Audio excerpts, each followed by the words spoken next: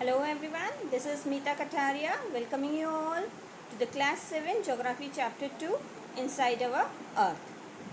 Now, I hope you all know that in 6th standard you have studied about the solar system. Okay, in solar system you studied about the different planets and what are the special things about the planets. But I know you all had studied about the earth in little bit more detail. 6th standard you also studied that earth is the only unique planet which is having the water and air which supports the life. Now in this chapter we are going to study a little bit more about our own planet on which we reside, that is the earth. Okay, the earth already we all know is a dynamic planet. Why do we call it a dynamic planet? Because the earth keeps on changing inside and outside. There are many forces, there are many things that bring these changes inside earth and the outside, that is the exterior of the earth also. Now you may wonder that outside changes we can of course know, but what is there inside the earth that is causing the changes? What is changing inside the earth, or what is there in our own planet, that is the earth?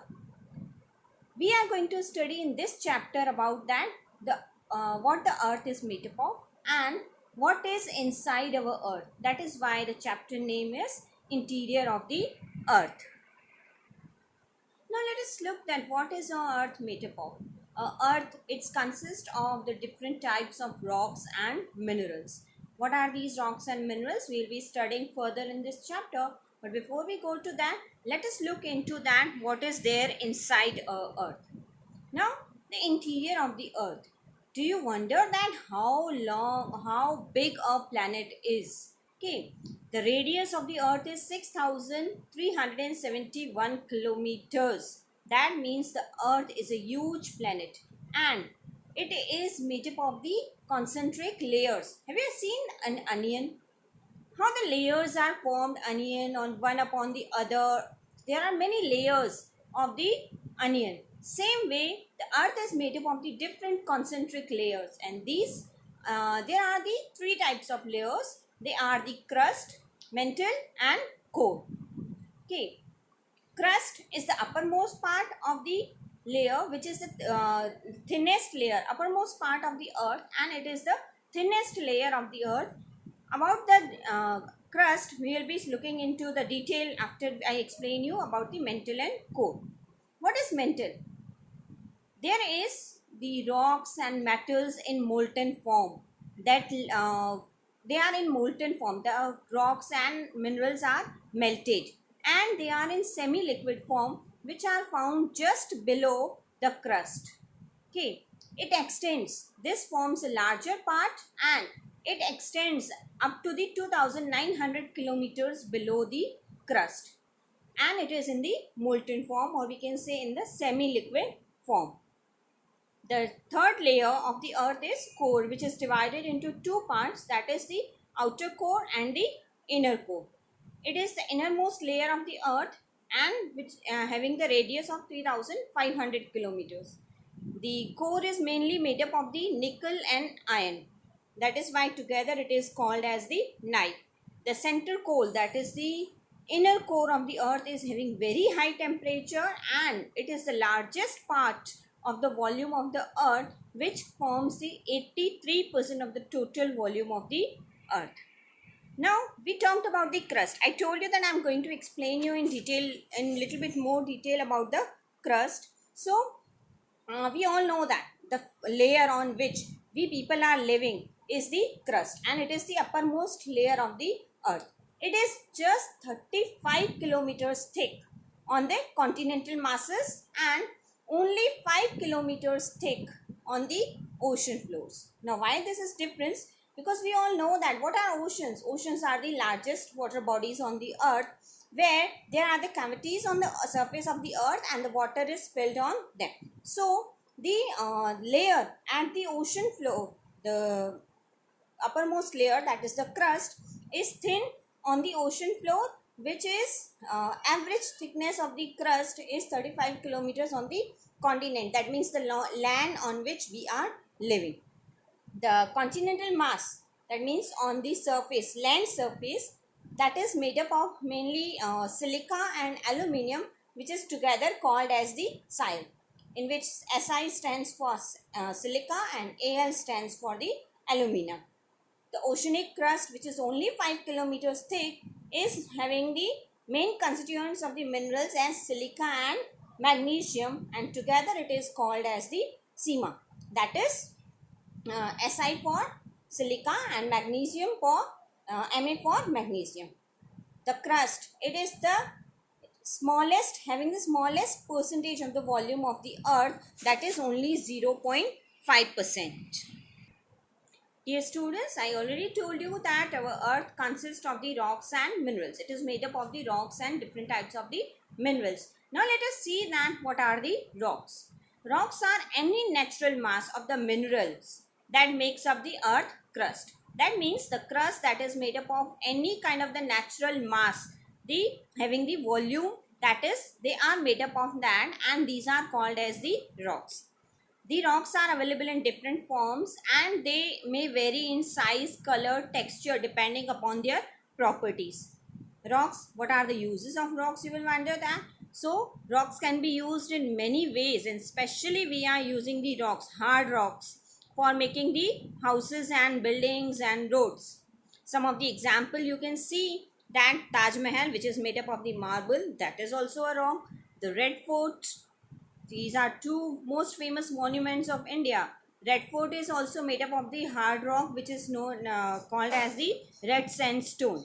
So this way we are using the rocks in different manner, especially in the construction of the buildings.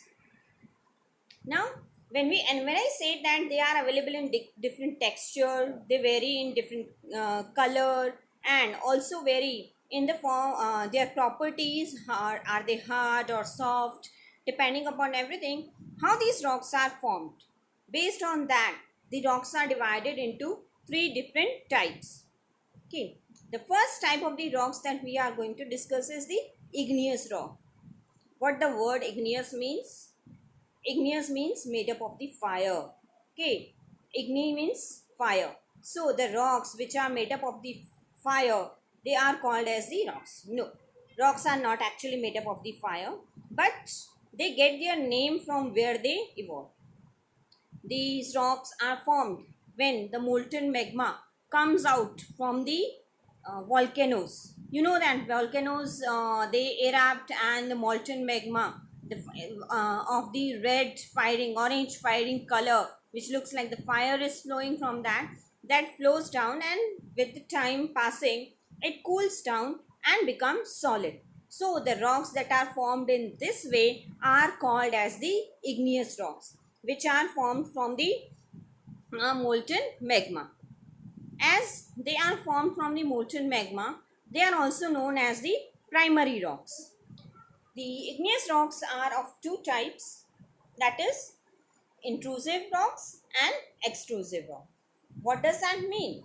When molten magma comes out and deep down inside the earth, taking a lot of time, it cools down and becomes solid, that forms the intrusive igneous rocks.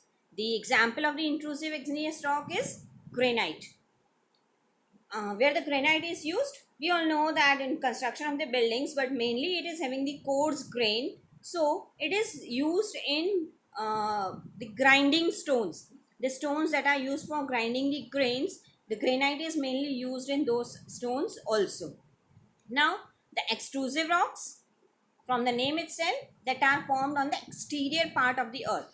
When molten magma comes from the volcano out, and it becomes solid on the surface of the earth only by cooling down, they form the rocks. Now these type of the rocks formed from the molten magma on the surface of the earth are called as the extrusive rock. And the example of the extrusive rock is basalt. The whole Deccan Plateau of our own country India is made up of the basalt, that is one of the igneous rocks. The second type of the rocks is sedimentary rocks. What are sedimentary rocks? You know that you would have seen when the wind is blowing, it carries away a lot of things along with it, or when the river is flowing from the mountain and it brings a lot of material along with it, and when then it comes on the river valley or on a flattened plain area, it deposits a lot of material along with that. What does that material consist of? The rocks, the fossils of the dead plants, animals, and many other things. They come along with the water, wind, and the ice, and they settle down on the earth's surface where the plane is there. And then what happens? It keeps on bringing, it keeps on depositing the materials on one on another, and as the time passes, these materials are compressed due to the pressure and forms the concentric layers. Now when these layers are formed and become hard, these becomes the rocks, and that is what is called as the sedimentary rocks. It is formed from the sediments. What are the sediments? Sediments means the material that is brought by the wind, air, and settle down on the surface of the earth, and it gets compressed with the pressure and the weight of the what is coming above over. That is called as the sedimentary rocks. These sedimentary rocks contain the fossils of the dead plants, animals, and many a time the microorganisms also. For example, the sandstone. Okay, I already gave you the example of the red fort that is made up of the red sandstone. From the name itself, it is made up from the sand. So when the sand is deposited at a particular place and then it forms the sediments and becomes the layers due to the compression and passing of the time, it forms the rock. Instead of loose sand, it become a rock, and then it is called as the sandstone. The third type of the rocks are the metamorphic rocks.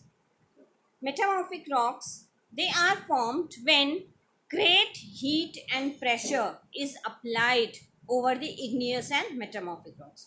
When these igneous rocks and the metamorphic rocks, they keep on depositing on each other, and due to the pressure of the above surface and due to the heat of the inner part of the earth, as you know that inner part of the earth is very hot, because of that they are compressed and they become the metamorphic rocks. For example, the slate, it changes into the limestone, and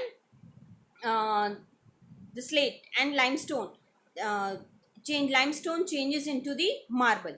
When limestone comes under the great pressure and heat, it goes on going inside the crust, and then a lot of pressure is there over it, and then heat is also there, so it changes the limestone, which is a soft rock, into a very hard rock of almost of the same color, that is white, into the marble. I hope you all would have understood into about the different types of the rocks. Further about this chapter, we are going to discuss in the part 2 of this chapter. Thank you. Stay safe. Stay home.